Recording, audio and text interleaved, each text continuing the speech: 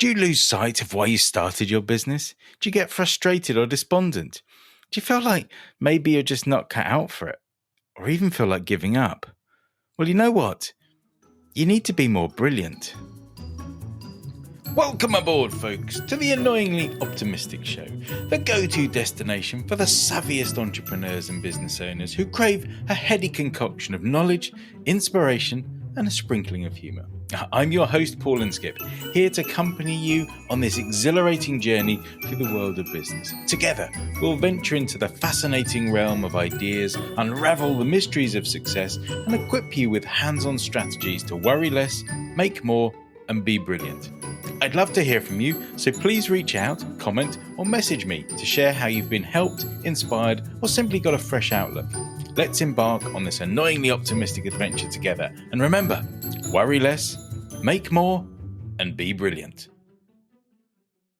Hello, my business trailblazers, out there trying to outshine the ordinary with an obsession that's bordering on fanaticism, and your passion that ignites more ferociously than a bonfire under a full moon.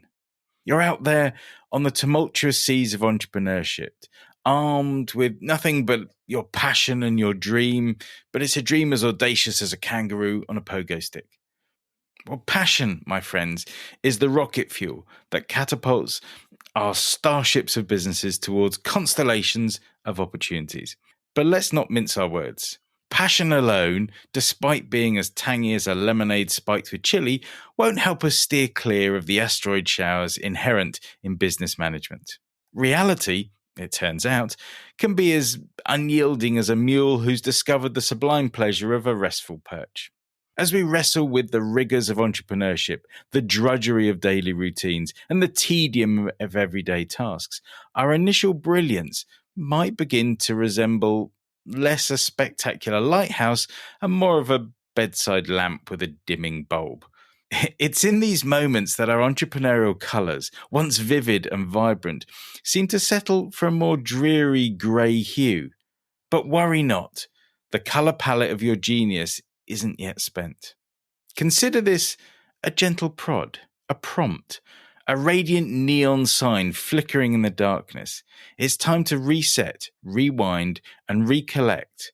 And remember that intoxicating thrill, that electrifying passion, that undeniable radiance that propelled you to the star-studded odyssey that is your business. Hark back to the starting blocks, the genesis of your journey, when every notion was a revelation, every hurdle merely a stepping stone. So let's dust off our brilliance, rekindle our passion, and top up our knowledge reserves with the right tools and wisdom to keep our entrepreneurial crafts sailing smoothly. After all, we declared that the journey of business can't match the excitement of its destination. Let's transform business into a dance where the steps are as joyous as the rhythm. It's time to be more brilliant. Now, I confess I have been known to get a tad sermonizing at times. Not in the divine sense, but born out of my unchecked enthusiasm for all things that have kindled my imagination. In my fervour to dispel business woes, my exuberance might sometimes have the adverse effect, pushing people away or leading them to dismiss the ideas purely due to my zealous delivery. But bear with me.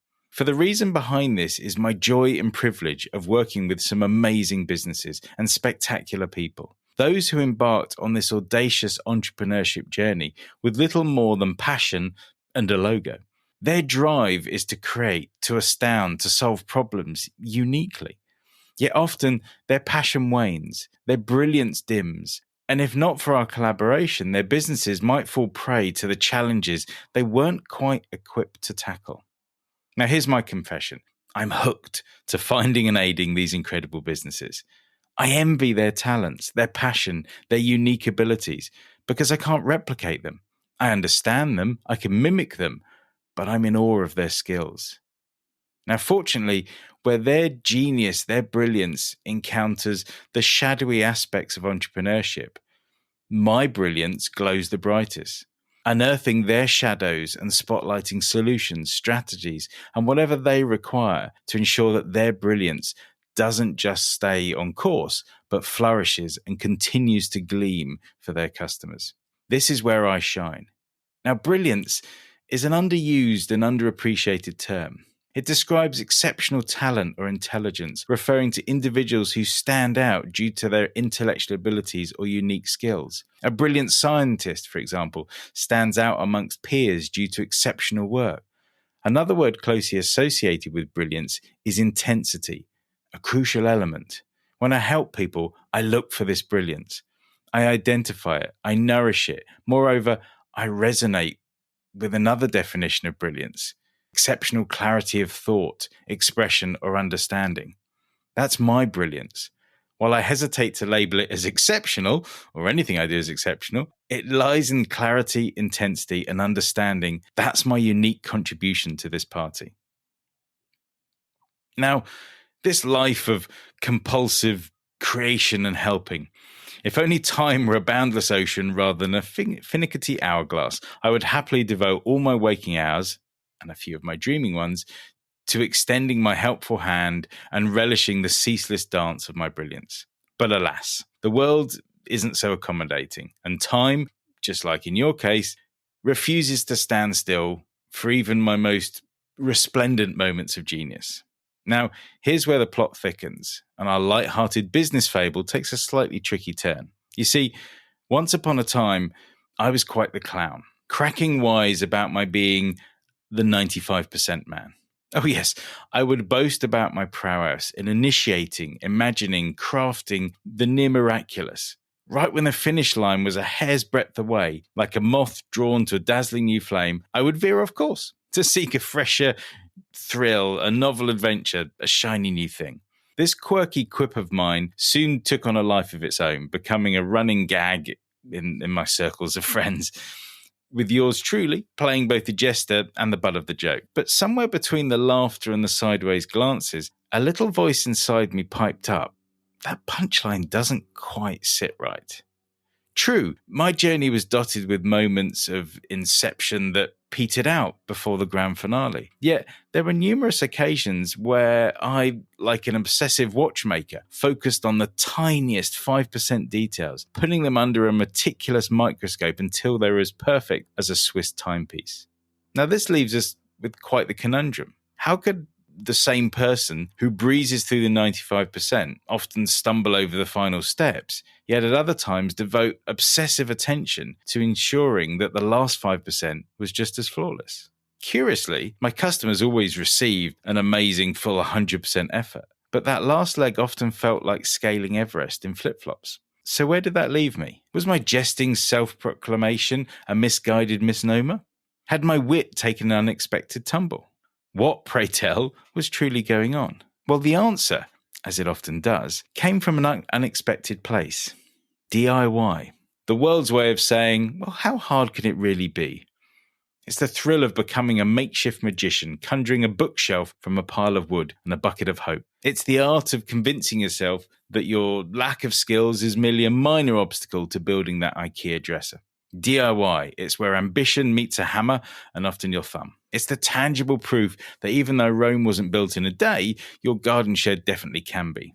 Well, sort of. At the heart of DIY is the gloriously optimistic assumption that reading instructions is optional, that measuring is for the faint-hearted, and that in the end, duct tape can fix pretty much everything. Being of the duck and dodge DIY category, I've forever shied away from anything even mildly reminiscent of do-it-yourself projects. An embodiment of what you might call a bodger. Now, a term that I hope that travels across the Atlantic and means something worldwide. I was well accustomed to skirting around tasks requiring anything more than a half-hearted attempt at a manual fix. However, there came a point when my familiar evasion tactics failed me, and stepping up was no longer a choice but a necessity. With a healthy mix of trepidation and determination, I dove headfirst into the daunting pool of DIY, equipping myself with newfangled skills, an arsenal of tools that would make a professional builder blush, and the humble wisdom of DIY veterans. I fully committed to my new role. My journey was as a colourful tapestry of errors, lessons, and finally triumphs. The crowning glory was when I found myself at a level where others began seeking my advice. Quite tickled, I discovered I could provide meaningful, accurate, and helpful advice, and in some cases, hands-on assistance to boot. This metamorphosis from DIY Dodger to DIY Don proved a steady stream of amusement.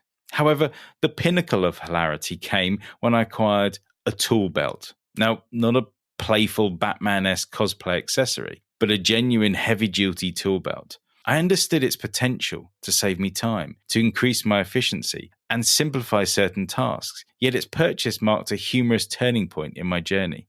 The acquisition of this tool belt was the final piece of my transformational puzzle. It served as a mirror, reflecting that my prior 95% persona was not an emblem of indolence, nor an unwillingness to complete the task. Instead, it had been an ever-present sign of a glaring gap in my knowledge or skill set. My innate brilliance had managed to carry me some way, but when it met its inevitable ceiling, things became challenging, uncomfortable, and I found my self-confidence wavering. What was my default response when faced with such adversity? Run! Yes, I would flee the battlefield, hastily slap some gaffer tape on the problem, forcibly close the cupboard door hoping it wouldn't rebelliously spring back open, and in essence, retreat. I spent little to no time understanding the why, the how, or the what required to address the issue, opting instead for a swift exit stage left. Yet, when I was thrust into a situation where running was no longer an option, and my normal reserves of brilliance were of no help, like the one time many years ago I assembled a shelf with nothing more than penguin-printed gaffer tape. Quite the spectacle. I realized I had to bridge the skills and knowledge gap first. It was a journey of understanding the tools, acquiring the knowledge, and painstakingly building the necessary skill set. It was my initiation into the thrilling, frustrating, and ultimately rewarding world of DIY. Now, this is the exact same scenario we face in our businesses. Imagine for a moment you're about to plunge into the whirlwind of setting up your own business. But before you even get a chance to flaunt your dazzling brilliance, the universe, with its characteristic sense of humor, hands you a different sort of mission. Learn the rules of the game first, it says, with a sly wink. Not just the glittering glamour of your brilliant business idea, but the nitty-gritty, the real meat and potatoes of enterprise. The ins, the outs, the ups, the downs, and oh yes, the roundabouts. Now picture this, your brilliance, that sparkling beacon of entrepreneurial inspiration and passion, is sent off on a long holiday while you get down to the somewhat less exciting task of acquiring the tools of the trade. Think of it as being asked to build the Eiffel Tower armed with only a hammer and a few nails, a task a million miles away from the comfortable lap of brilliance where you'd rather be lounging. But here's the thing, you've got to dig deep, pull out that hidden trove of determination and set your drive into fifth gear. There's no brilliance to fall back on here, just good old-fashioned grit, tenacity, learning, and hard work.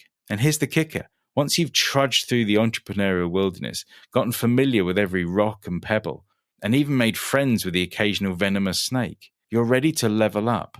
The universe gives you a knowing nod, and just like that, your brilliance is back from its holiday.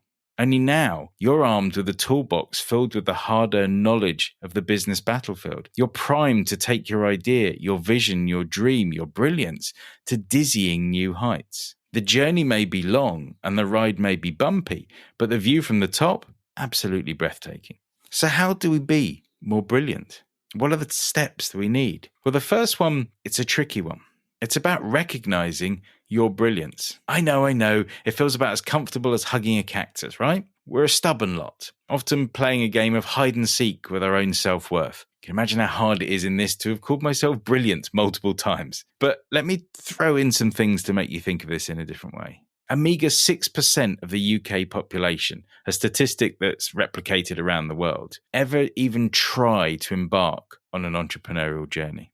Factor in failure rates, which are astounding, and you're staring at numbers scarier than a horror movie marathon. So let's dive in. Only 1.4% of business ventures cross the 12-year mark. To give you some context, you'd have a higher chance, 1.5 to be exact, of writing a best-selling novel, and an even higher chance of seeing your 100th birthday, 2%. So yes, the entrepreneurial odyssey is hard, tougher than chewing on granite. But look at you, you're doing it. Your brilliance is the captain of this ship. Happy customers, rave reviews, bills paid on time, and a fan club that wishes they had your guts.